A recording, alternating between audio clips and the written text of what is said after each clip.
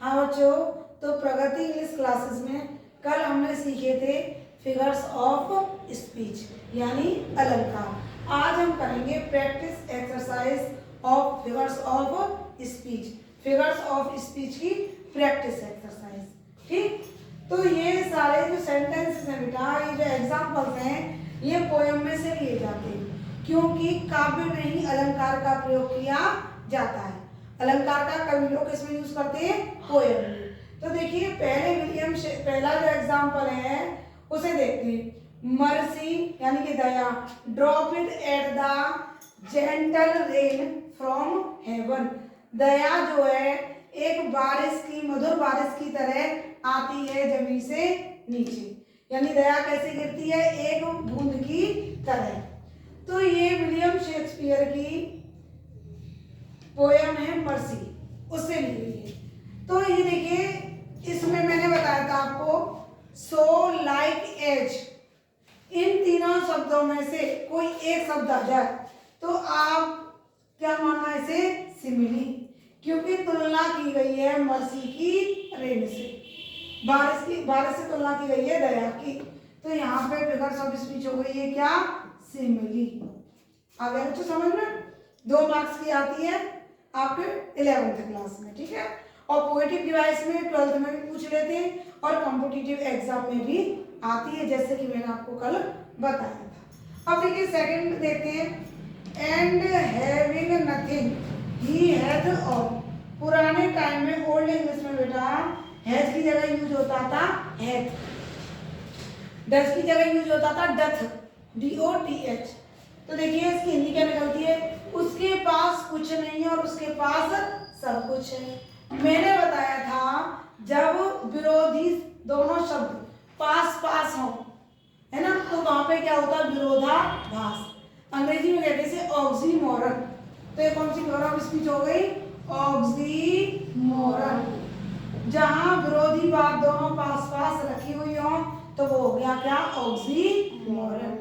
अब थर्ड देखते हैं। I heard the water lapping. Water माने पानी और लैपिंग कहते हैं कलकल की, है ना। आवाज को हर्ड माने सुना, आई माने मैंने पानी की कलकल की आवाज को सुना। मैंने कल बच्चों आपको बताया था कोई भी साउंड हमें सुनाई दे, ह्यूमन बीइंग की हो, है ना, किसी थिंग की हो, नेचर की हो, किसी भी चीज की आवाज हो, तो वहां पे क्या होता है? ओनोमेटोपोइया। तो ये हो गया ओनोमेटोपोइया। ठीक बच्चों, अब देखते हैं आगे। O sweet content where is thy mild award. Thy कहते हैं तू या तेरा, कल भी मैंने शायद शब्द आया था। तो दाई माने तू या तेरा, और डज की जगह क्या लगाते हैं? डथ, और एज की जगह लगाते थे है। तो स्वीट माने मधुर, कंटेंट कहते हैं संतोष। ओ मधुर संतोष, तेरा निवास स्थल कहाँ है? तेरा माइल्ड कहते हैं कोमल, और एवॉर्ड माने निवास स्थल, है ना। हम सभी क्या चाहते हैं? संतोष चाहते हैं, जो कि अच्छे अच्छे लोगों के पास में भी नहीं होता, है ना। तो ओ स्वीट कंटेंट, और मैंने बताया था जैसे सिमिली में सो लाइक किया जाए तो वो सिमिली हो गया, और ये मार्क ऑफ एक्सक्लेमेशन आ जाए, किसी को भी संबोधन किया जा सकता है, लिविंग को भी और नॉन लिविंग को भी। तो ये क्या हो गया? एपोस्ट्रोफी, एपोस्ट्रोफी, क्योंकि यहाँ पे संबोधन किया गया है किसको? संतोष को, संतुष्टि को। अब देखते हैं आगे। Death lays his icy hands on kings. Death कहते हैं मृत्यु, लेज माने रखती है, हिज आइसी हैंड्स अपने बर्फीले हाथ, ऑन किंग्स राजाओं पर। अब ये बताइए बेटा, डेथ आती हुई, अप्रोच करती हुई, जाती हुई दिखाई देती है क्या? नहीं। तो बेजानदार का हम कैसे वर्णन कर रहे हैं? जैसे कि वो जानदार हो। जब नॉन लिविंग का हम ऐसे वर्णन करते हैं जैसे वो ह्यूमन बीइंग हो, लिविंग हो, तो वहां पे होता है पर्सोनिफिकेशन। ये क्या हो गया? पर्सोनिफिकेशन। इसको मानवीकरण। ठीक बच्चों, हिंदी में कहते हैं इसको मानवीकरण। ये बहुत आता है ना, पोएम में बहुत यूज किया जाता है पर्सोनिफिकेशन। अब देखते हैं next. 10,000 saw I at a glance। William Wordsworth romantic poet थे, वो है थे